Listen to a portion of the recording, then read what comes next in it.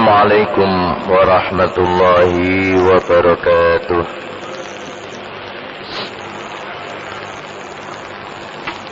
Alhamdulillah alladzi arsala rasulahu bil huda wa dinil haqq liyudhhirahu 'ala ad-dini kullih wa kafaa billahi shahida.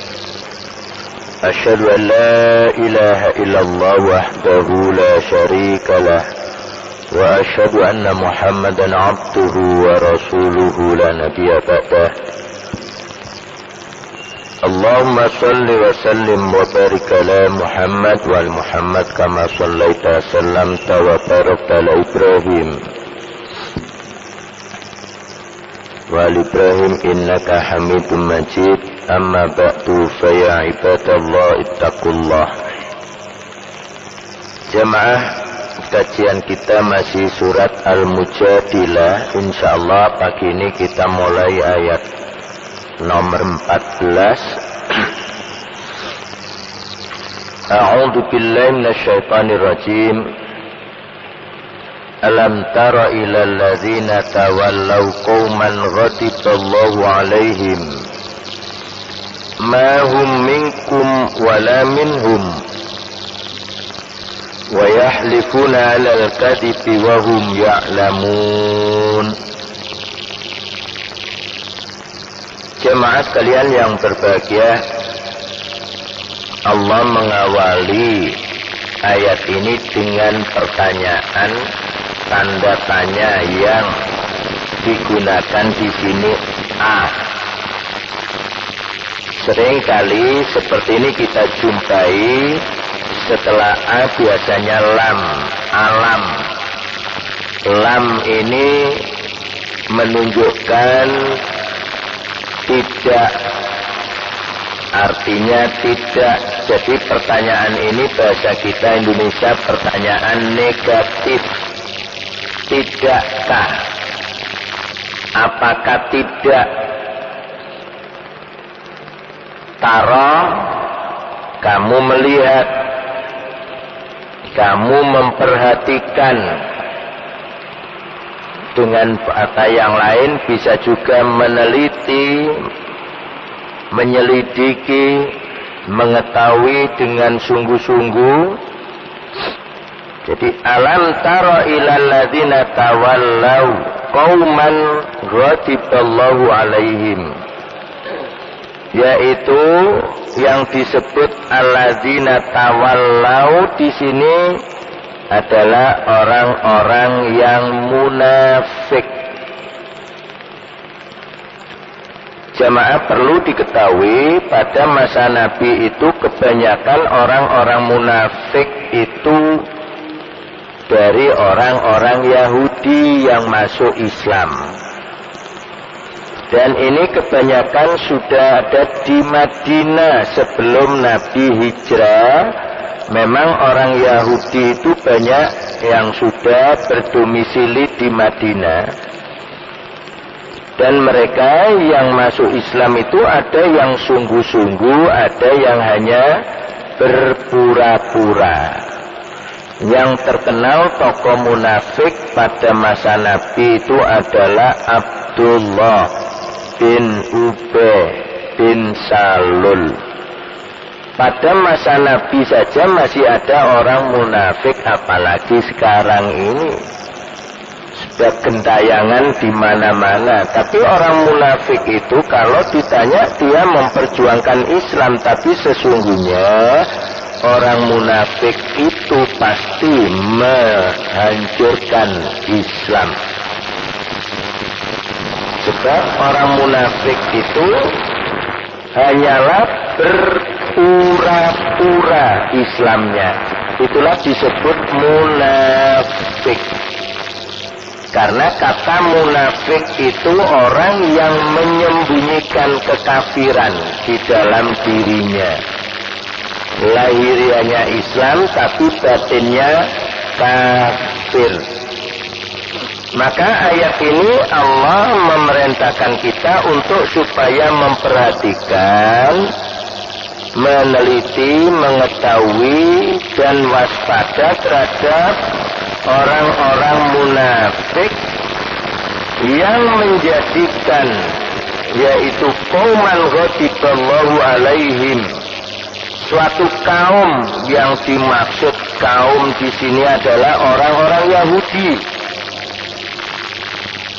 Jadi orang-orang munafik ini menjadikan golongan orang-orang Yahudi itu menjadi teman yang setia. Padahal orang Yahudi itu orang yang termasuk ghadiballahu alaihim, dimurkai Allah. Berbicara kaum yang dimurkai Allah, ada dua kaum.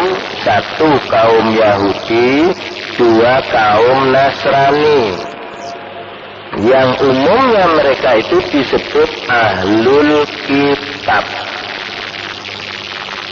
Kemudian berbicara ahlul kitab, para jamaah, zaman Nabi ada golongan ahlul kitab itu yang masih tauhid. Nah, mereka golongan ahlul kitab yang masih tauhid, mereka itu akhirnya masuk Islam dengan memahami karena Islam itu sama dengan Taurat dan Injil yang dahulu dibawa Nabi Musa maupun Nabi Isa. Karena ajaran Allah semuanya mengajarkan tauhid. Hati-hati, banyak orang menyamakan tauhid itu dengan monoteis. Berbicara manusia di dunia secara umum ada tiga golongan: monoteis, politeis, ateis. Monoteis yaitu orang yang menuhankan satu Tuhan. Politeis orang atau kaum yang menuhankan banyak Tuhan. Ateis kaum golongan yang beranggapan tidak bertuhan atau tidak adanya Tuhan. Yang umum ini terkenal dengan mereka itu golongan komunis, biasanya demikian. Tapi yang perlu saya tegaskan, monoteis menurut kebanyakan orang secara umum dianggap sama dengan tauhid, padahal tidak. Hati-hati, kita sering tertipu dengan istilah-istilah sebutan yang dipahami bahasa secara umumnya manusia memahami. Padahal tauhid itu adalah ajaran yang mengajak satu sesembahan, yaitu Allahu Wahdah. Pengertian monoteis ada orang menuhankan satu Tuhan. Sekarang ini yang sudah kita ketahui bersama di akhir zaman ini, agama yang di Jepang itu menyembah matahari, padahal matahari juga satu. Secara umum ini bisa disebut monoteis karena menuhankan satu matahari saja. Tapi apakah orang yang menuhankan matahari itu disebut tauhid? Nah, hati-hati. Karena lawan tauhid itu musyrik. Dan pengertian musyrik itu orang yang menuhankan selain Allah atau menduakan Allah. Tauhid seperti ajaran Islam dan ajaran Allah, agama sebelumnya itu tauhid. Yang disembah adalah Allah satu-satunya. Makanya Allah tegaskan di dalam surat Al-Mu'minun ayat nomor 52, A'udzu billahi minasyaitonir rajim, wa inna hadhihi ummatukum ummatan wahidah wa ana rabbukum fattaqun. Surat Al-Mu'minun, surat nomor 23 ayatnya 52. Dan sesungguhnya agama tauhid ini adalah agama kamu semuanya. Dan aku adalah Tuhanmu, maka bertakwalah kepadaku. Hati-hati, sekarang zamannya diobral kata-kata imsak, iman dan takwa. Seluruh warga negara kita Indonesia ini mengaku berimsak, beriman dan bertakwa. Tapi kalau iman dan takwa tidak mengikuti Allah dan Rasulnya, besok ditolak Allah. Bukan sekarang, besok di akhirat ditolak Allah. Kenapa? Karena iman dan bertakwanya mengikuti keyakinan masing-masing. Ini yang menyebabkan kita umat Islam tertipu. Yang tidak mau ngaji pasti mengikuti dan membenarkan. Kan kita sama-sama beriman dan bertakwa. Masa ada orang beriman dan bertakwa jelek? Memang nggak ada. Cuman kalau cara beriman dan bertakwa menurut keyakinan masing-masing, inilah yang menyebabkan keliru menurut Allah. Dan besok ditolak oleh Allah. Itulah yang sekarang ini kita kaji. Alam tara ilal ladina tawallau qauman ghadiballahu alaihim.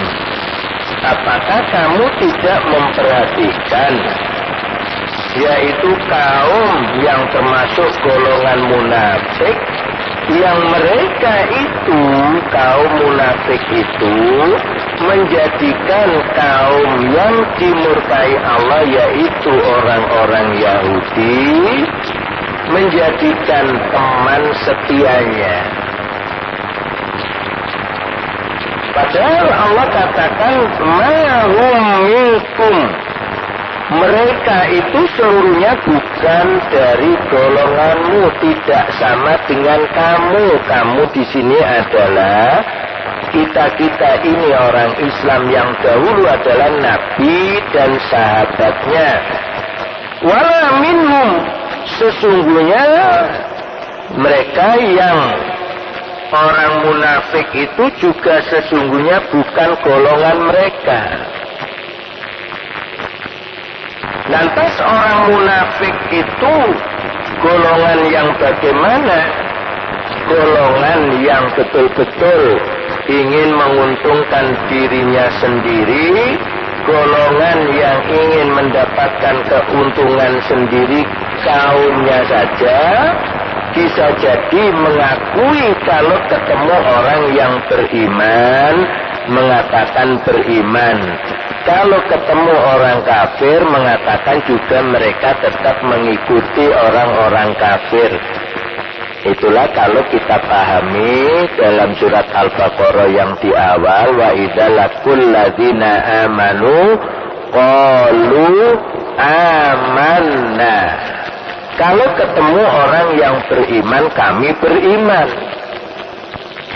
Wa idza khalau ila syayatinihim, kalau sudah berpaling dari orang yang beriman, ketemu tokoh-tokoh mereka, pembesar-pembesar mereka, kawan-kawan mereka, mereka mengatakan, inna ma'akum, kami tetap bersama kamu. Dan kami hanyalah mustahzi'un, melecehkan, menghinakan, menipu orang yang beriman. Inilah mental dan watak orang munafik. Kalau ditanya apakah kamu Islam, apakah kamu dalam hal ini ingin memperjuangkan Islam, otomatis wong saya orang Islam. Tapi sesungguhnya orang munafik itu, satu kata Allah, menghancurkan Islam dari dalam. Makanya di dalam surat An-Nisa, insya Allah ayat nomor 143, Allah menjelaskan sifat yang lain dari orang munafik itu, mudzabdabina baina dzalik, la ilaha ula wa la ilaha ula. Golongan orang-orang munafik itu sesungguhnya mereka itu mundar mandir, sifatnya mudzabdab, tidak mendukung orang Islam juga tidak mendukung orang Yahudi. Tapi kalau ada apa-apa yang menguntungkan Islam dalam posisi di atas, dia mengaku orang Islam supaya mendapatkan keuntungan. Tapi kalau orang Islam hancur, mereka ikut menghancurkan kembali pada golongan orang-orang non-muslim itu. Dia mengatakan juga setia dengannya. Yang penting bahasa sekarang happy. Nah, orang munafik itulah mentalnya, yang penting happy, yang penting saya senang, saya untung, saya berhasil. Dan semua konsep orang munafik itu masuk akal, hati-hati. Berbicara hebat yang lalu sudah kita kaji dalam surat Al-Munafikun. Wa iyaqulu tasma' liqaulihim. Jika ada orang munafik berbicara, pasti kamu terkesima. Karena apa? Pembicaraannya senantiasa up to date dan masuk akal.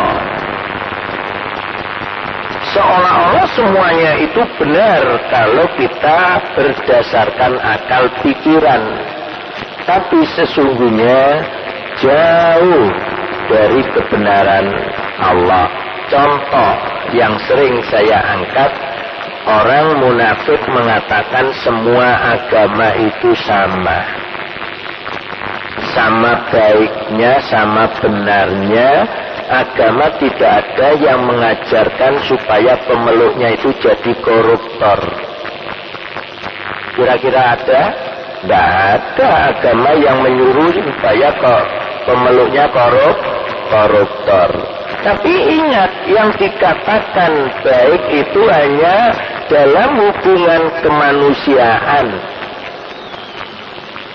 Memang tidak ada agama manapun supaya mengajarkan pemeluknya menjadi tukang molimo, kan nggak pernah ada. Maling, main, ini nggak pernah ada.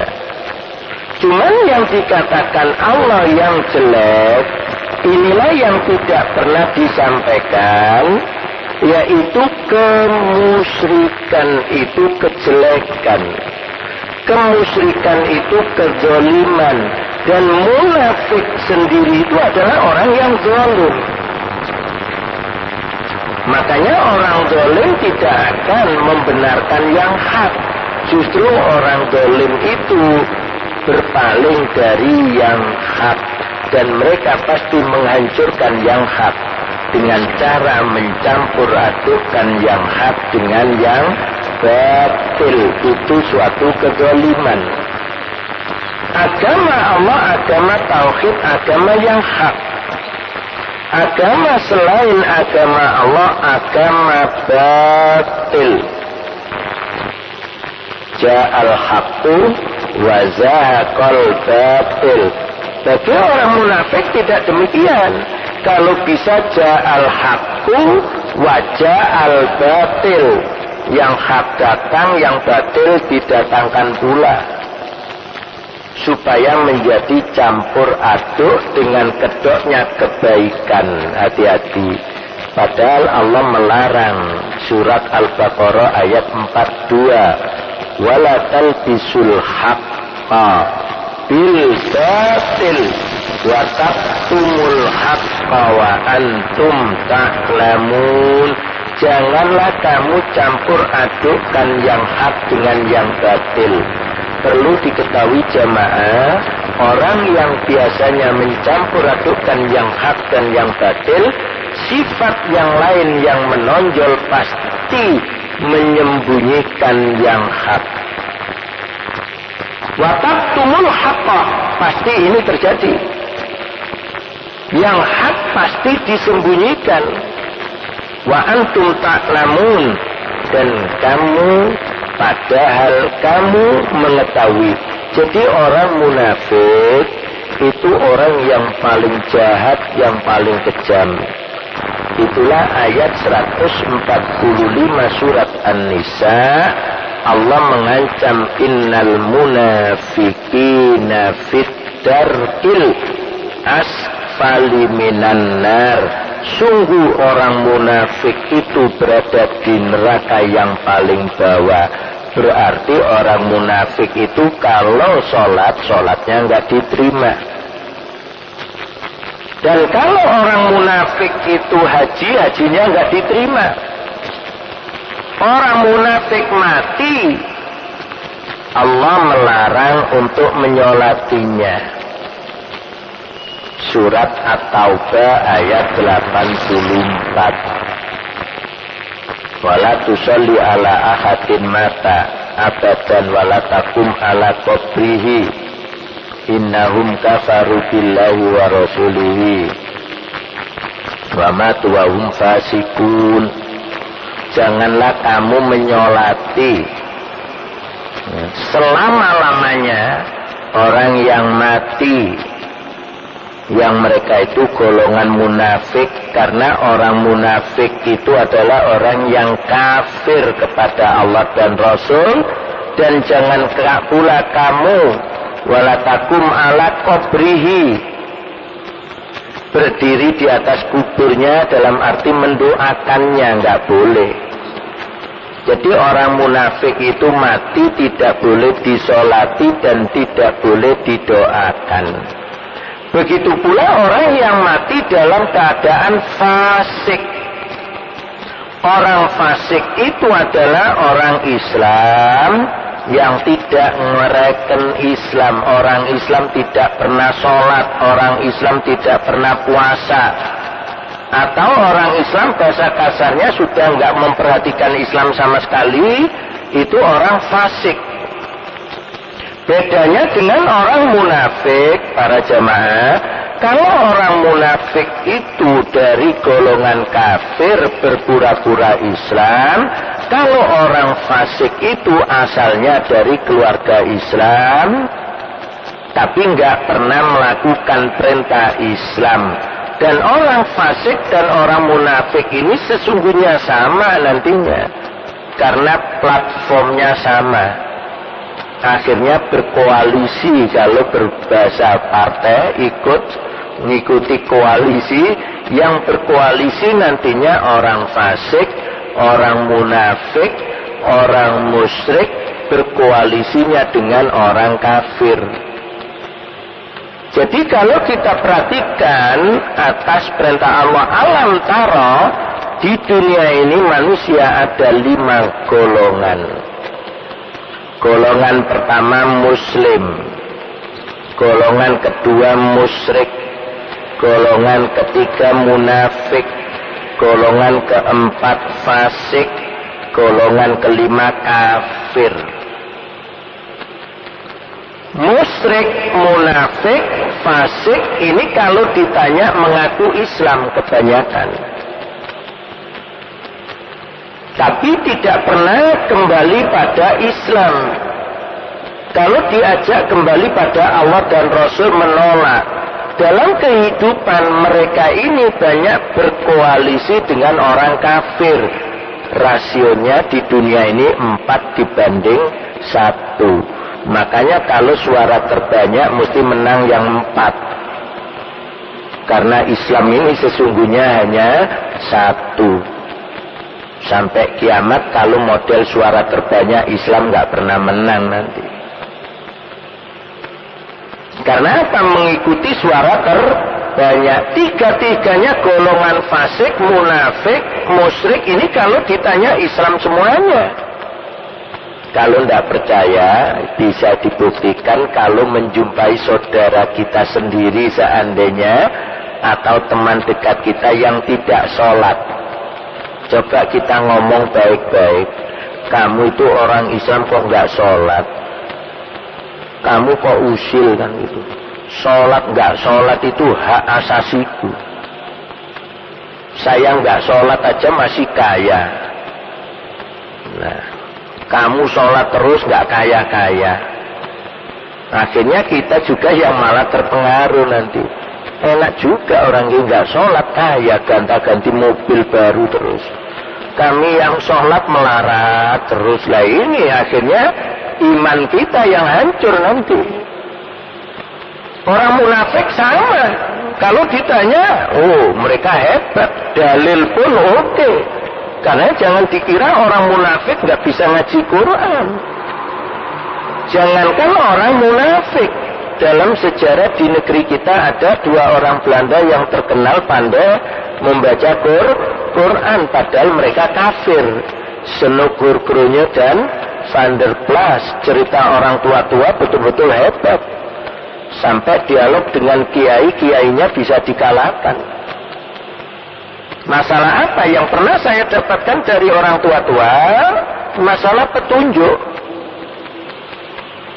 Ditegur, ada seorang kiai, kata orang tua dulu cerita, menegurnya Belanda ini, Tuan ini pandai berbahasa Arab, pandai ngaji Quran, kenapa Tuan tidak sholat? Kenapa Tuan tidak mengikuti Quran? Jawabannya enak. Kiai ini katanya orang pintar tapi masih bodoh juga. Soal petunjuk itu kan petunjuk Allah, Kiai. Jangankan saya orang Belanda, Abu Thalib paman Nabi, waktu mau meninggal ditunggu Nabi, ditalkini Nabi, tidak bisa mengucapkan la ilaha illallah. Sampai Nabi diingatkan Allah surat Al-Qasas ayat 56, innaka la tahdi man ahbabta.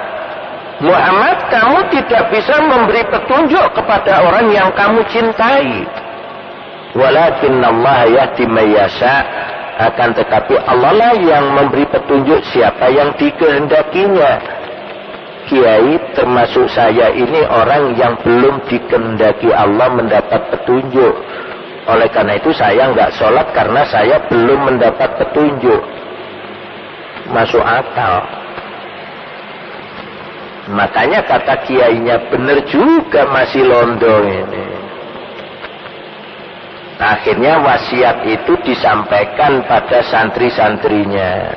Anak-anakku, santri-santriku, biarpun kamu mondok di sini sampai tamat, biarpun aku mendidik dan mengajarimu, tapi kalau kamu belum mendapat petunjuk dari Allah, bisa jadi kamu pulang dari pondok ini jadi pencuri, jadi bajingan, karena kamu belum mendapat petunjuk dari Allah. Nah ini kan sering kita jumpai, kenapa tidak sholat belum dapat petunjuk. Nah ini diwariskan terus dari Belanda ini. Kenapa kamu tidak haji padahal kamu sudah kaya, belum dapat panggilan, kan semuanya begitu. Ini keliru sesungguhnya. Konsekuensi dari orang yang sudah mengatakan aslamtu, aku Islam, harus mengikuti perintah Islam. Kalau tidak tetap dihukumi kafir besok di akhirat. Tapi kalau di kitab Al-Quran dinyatakan mereka itu bisa jadi munafik, bisa jadi fasik. Karena munafik masuk Islamnya berpura-pura, orang Islam mengaku Islam tidak sholat, tidak puasa, tidak memperhatikan Islam sama sekali, itulah orang fasik. Sementara orang yang musyrik, sholat tekun, ibadah haji tiap tahun, kalau malam Jumat masih ke Gunung Kawi. Nah ini musyrik, datang pada tempat-tempat yang dianggap bisa mendatangkan rezeki. Ini masih musyrik. Kalau sakit ke Ponari, apa masih terus Ponari sekarang ini, kan dulu rame Ponari. Nah, inilah orang yang tipe-tipe orang musyrik. Semuanya mengaku Islam, tapi kebanyakan kalau diajak kembali pada Allah dan Rasul, mereka menolak. Itulah yang dikatakan Allah, orang-orang munafik ini pasti mereka itu termasuk golongan orang yang menghancurkan agama Allah. Dan mereka hebat dalam penyampaiannya, wa yahlifuna 'alal kadzib. Dan mereka itu pasti sumpah kepada Allah untuk membenarkan apa yang diucapkan, padahal itu dusta belaka. Jadi mereka mengatakan sampai wallahi berani, sampai dengan syahadat berani. Kata orang munafik, jangankan syahadat, masuk Islam itu loh saya melakukan sholat pun berani. Tapi orang munafik itu tidak menegakkan agama Allah. Semua yang disampaikannya itu hanyalah dusta belaka. Makanya diancam Allah neraka yang paling bawah.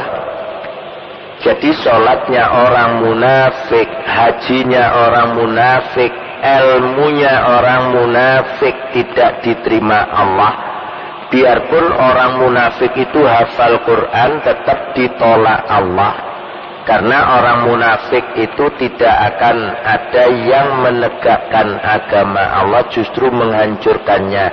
Wahum ya'lamun, padahal mereka orang munafik itu sudah mengetahui. Tapi dengan pengetahuannya itu tidak dijalani sebagaimana semestinya, karena mereka itu Islamnya hanyalah berpura-pura. Maka apa kata Allah? A'addallahu lahum azaban syadidan innahum sa'a ma kanu ya'malun. Ayat nomor 15. A'addallah, Allah menyiapkan lahum, bagi mereka orang munafik itu, azaban syadidan, siksa yang amat keras. Innahum, sesungguhnya mereka orang munafik itu, sa'a ma kanu ya'malun, amat sangat buruk apa yang mereka kerjakan itu. Karena dianggap menghancurkan agama Allah, merusak agama Allah, menipu orang yang beriman, itulah disebut perbuatan yang buruk. Dan mereka sumpah kepada Allah, tapi tetap alal kadzib, mereka tetap berdusta. Maka dengan perbuatannya itu tidak dianggap Allah baik, meskipun menurut akal benar. Oleh karena itu, dengan keterangan Allah seperti ini, tergantung kita, umat Islam ini, membenarkan dan meyakini kebenaran ayat-ayat Allah, kemudian kita mengikutinya, atau kita melihat kenyataan yang ada dan dibenarkan oleh kebanyakan orang itu, kemudian kita anggap benar juga, kemudian kita ikuti apa yang diyakini kebanyakan orang. Hati-hati. Kalau kita mengikuti bahasa umumnya sekarang suara rakyat, suara Tuhan, berarti kita diancam masih golongan orang yang tauhidnya belum benar. Kalau orang itu dinilai Allah tauhidnya belum benar, berarti tergolong orang yang musyrik. Orang yang musyrik, amal ibadahnya tertolak. Tidak hanya orang munafik yang tertolak ibadahnya, karuan orang fasik, orang Islam yang nggak pernah sholat, meskipun matinya disolati, tetap nggak akan diterima Allah. Sekarang kan banyak orang hidup tidak sholat, tapi mati minta disolati, malah minta disolati di masjid lagi. Nah, ini kan sudah ngetren, matinya disolati, padahal selama hidupnya tidak sholat. Nah, mereka orang-orang musyrik tetap orang yang merugi. Sebab orang yang musyrik itu amal ibadahnya ditolak Allah. Yang pertama kali diancam Allah adalah Nabi Muhammad sendiri. Dalam surat Az-Zumar ayat nomor 65 Allah berfirman bahwasanya Allah menurunkan kepada Nabi Muhammad wahyu dan kepada Nabi sebelumnya. Semua wahyu Allah itu mengajarkan tauhid. Maka Nabi Muhammad diancam Allah, la in asyrakta, jika kamu Muhammad tergolong orang yang musyrik, la yahbatanna amaluka, pastilah amalmu akan hapus, akan hancur, akan hangus. Wala takunanna minal khasirin, dan kamu kelak di akhirat Muhammad tergolong orang yang rugi. Nabi Muhammad diancam Allah, apalagi kita. Nabi Muhammad diancam Allah takut. Nah kita orang akhir zaman ini kalau diancam Allah nggak pernah takut. Ini loh masalahnya, hati-hati.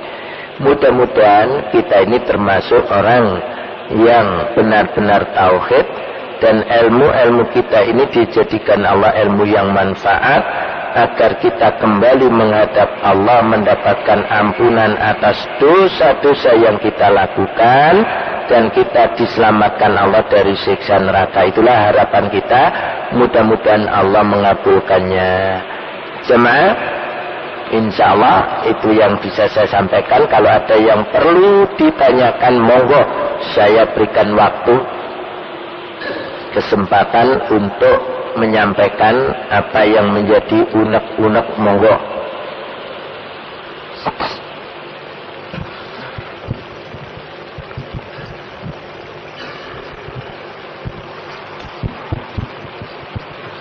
Ustaz. Ya, monggo silakan. Berbicara masalah golongan fasik. Ya. Batasannya fasik itu berapa?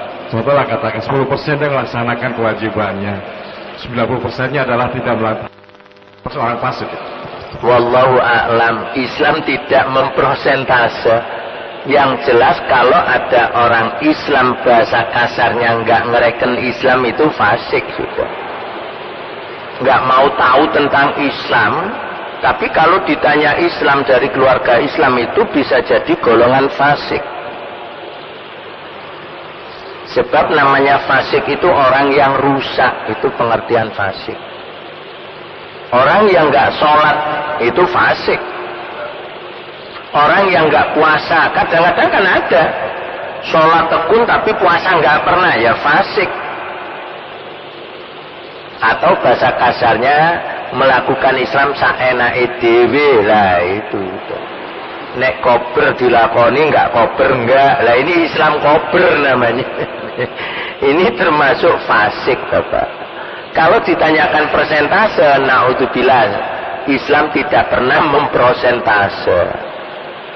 Konsekuensi dari pengakuan kita Islam ini harus melakukan apa yang diperintahkan Allah. Itulah pengertian takwa. Takwa itu menjalankan perintah, meninggalkan larangan. Mencampur adukkan yang hak dan batil itu bisa jadi itu orang diancam fasik juga, dan bisa diancam sebagai munafik. Makanya tadi saya katakan, berangkatnya munafik itu dari kafir masuk Islam dengan berpura-pura, yang menyambut orang munafik ini orang Islam yang fasik. Berarti orang fasik dan munafik ini platformnya sama, akhirnya berkoalisi bahasa partai, didukung oleh orang musyrik dan didanai wong kafir. Klop sudah. Nggih, nek cara partai lah ngoten ta. Orang munafik disambut orang fasik, didukung wong musyrik yang mendanai wong kafir. Sudah klop 4. Islam tinggal 1, padahal dengan sistem suara terbanyak nggak mungkin 1 bisa mengalahkan 4 ini. karena yang dinilai suara terbanyak. Insya Allah ngaten Bapak, jadi tidak ada persentase, nanti malah keliru. Yang jelas intinya Islam nggak ngereken Islam, bukan dari golongan kafir, dari golongan Islam itu fasik. Jadi pertanyaan Ustaz gini, katakan seorang pernah sholat sekali, katakan kemudian puasa sekali saja, itu apakah juga tidak boleh sholat kita pas orang fasik ini? Ya, kalau syariat Islam itu berlaku, orang munafik aja tidak boleh disolati. Nah, untuk menentukan orang munafik itu susah Bapak sekarang ini. Oh, kamu munafik, oh geger. Kenapa? Karena nggak ada payung hukumnya. Dulu ada payung hukumnya zaman Nabi dan sahabat. Siapa yang menentang hukum Allah, ini kafir sudah. Kalau ngaku Islam ya munafik. Bisa jadi fasik, maka nggak boleh disolati. Nah sekarang yang jelas kita hanya bisa melihat kalau ada orang tidak sholat, ya tidak kita sholati. Kalau kita melihat orang itu sholat, ya kita sholati. Kan susah. Soal nanti diterima atau tidak oleh Allah bagi orang yang kita sholati karena dia sholat, itu urusan Allah. Diancam Allah munafik, itu urusan Allah. Kita tidak bisa.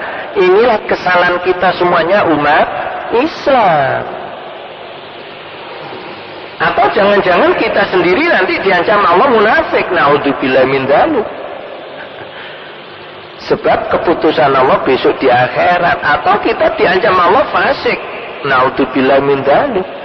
Inilah yang perlu kita ngaji ini supaya kita bisa membentengi diri, tidak termasuk tipe-tipe musyrik, munafik, fasik. Insya Allah ngaten Bapak, jadi susah karena tidak ada payung hukumnya. Kenapa tidak ada hukum Allah? Ya kesalahan kita sendiri. Padahal kita orang Islam, nggak bisa kita menyalahkan siapa-siapa besok di hadapan Allah. Jangan-jangan kita dilibatkan Allah. Kalau kamu mendukung, ya kamu saya libatkan. Ya Allah, tapi kan saya tidak melakukan. Loh, kamu tanda tangan kok. Kamu ikut nyoblos kok. Semua direkam Allah, jangan dikira masuk kotak coblosan, Allah nggak ngerti. Karena kita sendiri di situ dengan coblosan, Allah nggak tahu, melecehkan Allah malah. Allah merekam itu, hati-hati. Tapi kita akan ditipu terus. Pemilu tidak ada kaitannya dengan agama. Tapi kalau ada orang tidak nyoblos katanya dosa, loh ini kan ngomongnya mencela-mencela. Tidak ada kaitannya dengan agama. Kalau tidak nyoblos dosa. Dosa itu urusan agama. Tapi kalau dikatakan tidak ada kaitannya dengan agama, jangan-jangan yang ngomongnya mencela-mencela itu orang munafik. Hati-hati. Insya Allah demikian Bapak. Jadi kalau berapa persen susah. Islam nggak menentukan persentase. Jangankan begitu Bapak, satu ayat kita ingkari, amalan kita hapus. Jangan 30 juz, satu ayat saja kita ingkari, padahal kita sholat, hati-hati besok. Allah nggak ridho. Mengingkari ayat Allah, melecehkan ayat Allah itu dosa besar. Ini nggak pernah disosialisasikan, apalagi meninggalkan. Loh, hati-hati. Sekarang kan ngomongnya begitu. Jangan bawa-bawa Quran dalam kehidupan kemanusiaan, keduniaan, politik dan negara. Kan semuanya ngomongnya begitu. Karena urusan negara tidak ada kaitannya dengan agama. Hati-hati, Allah sumpah loh. La uqsimu bihadzal balad. Aku bersumpah demi negeri ini. Apa Allah nggak ngatur negara? Hati-hati, Allah sampai sumpah, padahal itu dibaca waktu sholat. la uqsimu bihadzal balad wa anta hillum bihadzal balad wa walidin wa ma walad laqad khalaqnal insana fi kabad. Ini dibaca tapi nggak pernah dipahami maknanya, nggak pernah diamalkan. Allah sampai sumpah demi negara ini, negeri Mekah. Berarti Allah menjadikan Mekah itu pilot proyek bagaimana percontohan mengatur negara. Nah, jangan dikatakan Allah nggak terlibat dalam urusan negara, melecehkan Allah. Makanya Indonesia diberikan peringatan bertubi-tubi mulai tahun 2004 sampai sekarang, nggak pernah berhenti, tapi nggak pernah sadar. Mulai tsunami di Aceh, yang 2010 tsunami kecil di Papua, Wasior, ada yang nyebutkan jamaah itu Waisor, lah ini keliru, Wasior tadi. Ini kan peringatan Allah. Ibarat anak yang dididik orang tua ini sudah merupakan pukulan berat. Bukan sekedar, bukan jangan begitu. Ini sudah Allah memukul kita, tapi kita nggak pernah sadar. Hati-hati. Tadi dibaca imam, wa idza qila lahum la tufsidu fil ard qalu innama nahnu muslihun. Hei manusia, kamu jangan merusak di muka bumi. Loh, kami kan memperbaiki, kami kan membangun, kami membangun infrastruktur, macam-macam sekarang ngomongannya. Tapi kalau sudah mau ambles Jakarta, siapa yang disalahkan? Apa kata Allah? Ala innahum humul mufsidun walakin la yash'urun. Mereka itulah manusia yang merusak di muka bumi tapi nggak pernah sadar. Hati-hati.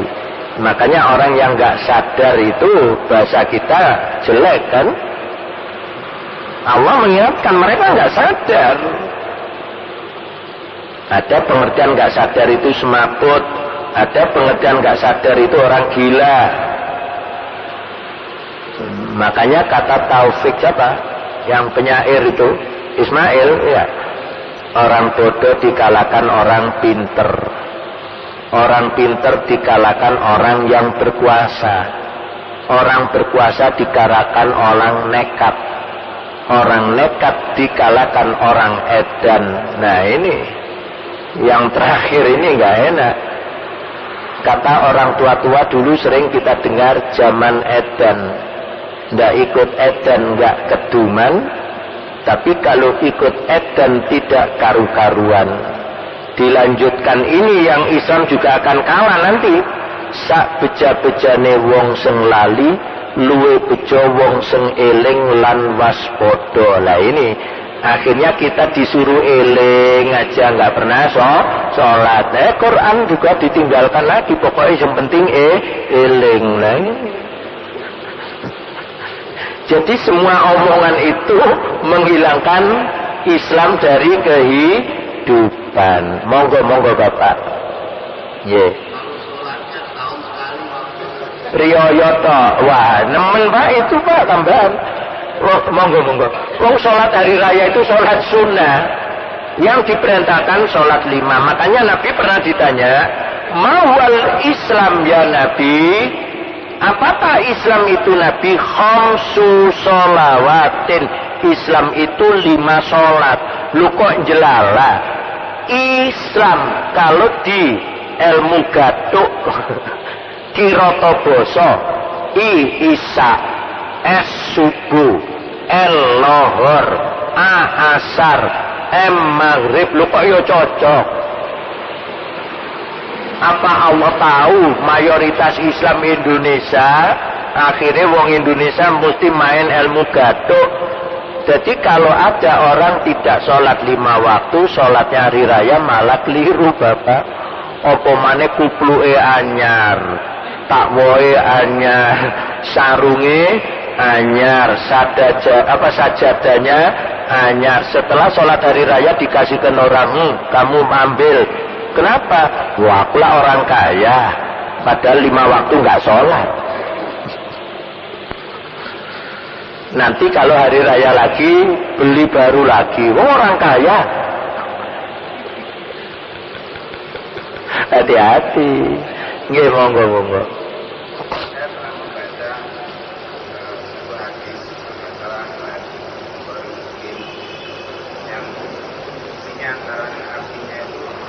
Perjanjian kami dengan mereka adalah salat. Betul. Maka apabila mereka tidak salat, kafir. Betul.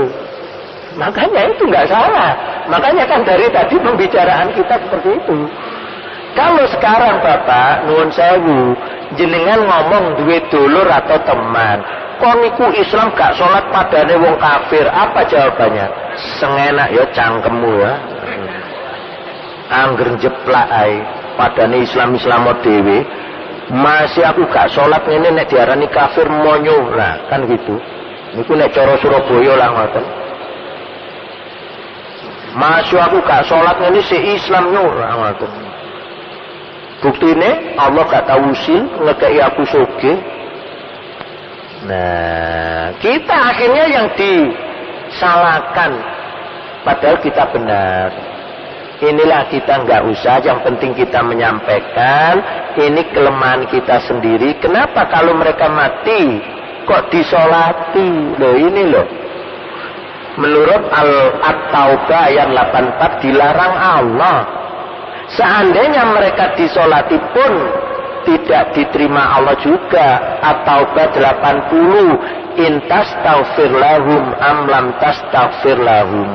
Jika kamu mohonkan ampunan maupun tidak, in tastaghfir lahum 70 marrah la yaghfirullahu lahum. Jika kamu mohonkan ampunan 70 kali, Allah tidak akan mengampuninya. Karena yang pertama kali besok ditanya Allah di akhirat adalah sholat. Itulah yang menyebabkan perjanjian itu. Ampun? Nggih Bapak, monggo.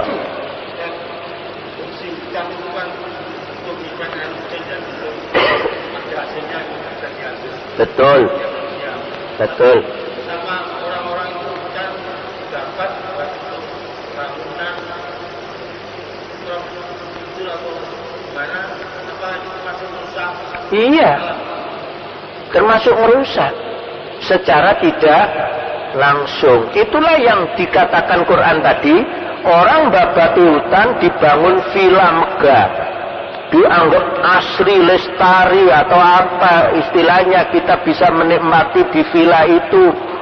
Akhirnya dengan bangunan villa banyak yang di gunung-gunung, hutannya dibabat, longsor, gempa terjadi, villanya hancur. Baru pemerintah melarang, nggak boleh bangun villa lagi, wis kaset. Akhirnya ada upaya kota dijadikan hutan.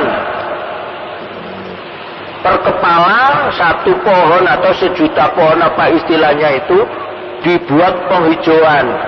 Kotanya dibanjirkan Allah, lep mati semuanya. Sampai mau ambles Jakarta ibu kota. Nggih. Nah, kalau seperti itu siapa yang disalahkan? Padahal waktu dibangun gedung megah mengatakan ini kemajuan. Ini suatu pembangunan program pemerintah infrastruktur, membuat jembatan tol. Nah, sekarang muncul Lapindo, tolnya juga hancur. Kan tidak bisa lagi tol sampai kemana itu yang kena Lapindo sudah hancur. Ya. Allah memunculkan Lapindo, maunya kan mereka cari gas. Tapi Allah beri air dan lumpur campur gas. Allah dikalahkan, nggak bisa. Wa manahnu bimasbukin. Kamu semuanya nggak bisa mengalahkan saya. Seandainya saya mau, kamu saya hancurkan, saya membuat manusia baru, bisa. Inilah tanda Rahman Rahimnya Allah dengan terjadinya gempa, supaya manusia kembali pada jalan yang benar. Tapi apa kata mereka manusia?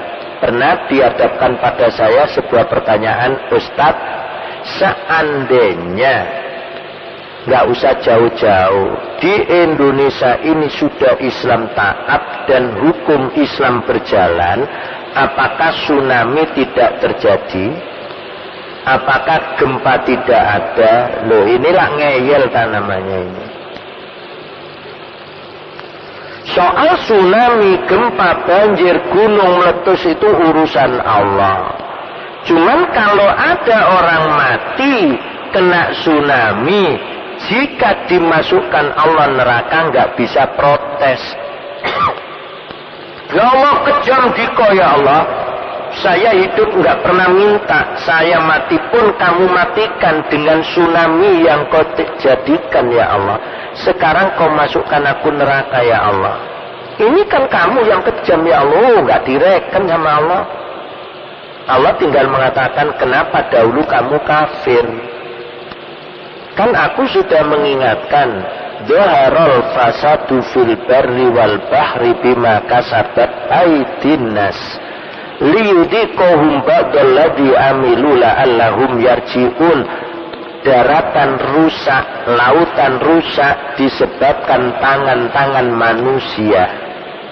Dan aku timpakan akibat perbuatan manusia itu adanya banjir, karena lautnya dangkal, airnya meluap naik ke daratan,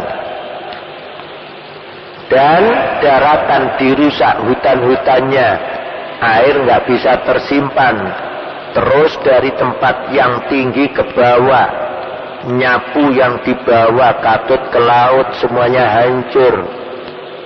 Itu kan kamu rasakan dulu. Tapi aku katakan la'allahum yarji'un, agar manusia yang seperti itu kembali pada jalan yang benar. Justru kamu katakan ini tidak ada kaitannya dengan perbuatan kita. Wong kita membangun kok dikatakan ngerusak. Itulah yang dulu kamu nggak pernah sadar. Sekarang tempatmu adalah neraka. Lu hati-hati Pak. Nggak bisa kita menang dengan Allah. Seandainya kita sudah mentaati Allah, terjadi banjir dan kita mati kena banjir, Allah masukkan Allah surga. Orang yang mati di jalan Allah tetap mati mulia, meskipun mati kena gunung meletus. Manusia tidak bisa berbuat apa-apa. Di Sumatera katanya ada gunung yang tidur berapa tahun? 400 tahun setelah ngelilir, kalau bahasa Jawanya wahing, rusak juga. Itu kan bahasa orang tidur, bangun ngelilir wahing. Nah wahingnya gunung, itu belum batuk gunung. Kalau batuk hati-hati. Di Surabaya ada gunung yang tidur loh Bapak, Gunung Sari. Loh, satu-satunya gunung di Surabaya Gunung Sari. Kalau ini bangun, waktu hati-hati Surabaya. Terus ada lagi satu gunung kecil, Gunung Anyar. Pernah lihat di Gunung Anyar sana, di kampung Gunung Anyar itu? Di tengah sawah, waktu kecil saya melihat itu ada kepulan asap dan mengeluarkan cairan. Mungkin kalau ini tidak bisa wahing, tidak bisa watu, hanya pilek belewer koyok lapindo nanti. Mengeluarkan cairan seperti itu bisa jadi.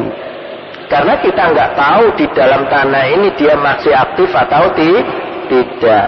Seandainya dikatakan tidur, kalau Allah katakan bangun kamu, ya bangun. Akhirnya menjadi letusan. Sekarang yang terjadi di Sumatera, nggak ada perkiraan, ilmuwan nggak pernah menyangka-nyangka. Vulkanolog nggak mengira kalau itu akan meletus, nggak ada tanda-tanda. Nah hati-hati. Inilah Allah sudah memberikan peringatan yang keras, tapi kita tidak pernah sadar. Mudah-mudahan kita yang hadir ini dan yang mendengarkan di rumah juga diberi Allah kesadaran akan mempertahankan iman yang tauhid, dan betul-betul nanti menjalani apa yang diperintahkan Allah dengan ikhlas, agar dirahmati Allah di dunia ini maupun di akhirat nanti. Assalamualaikum warahmatullahi wabarakatuh.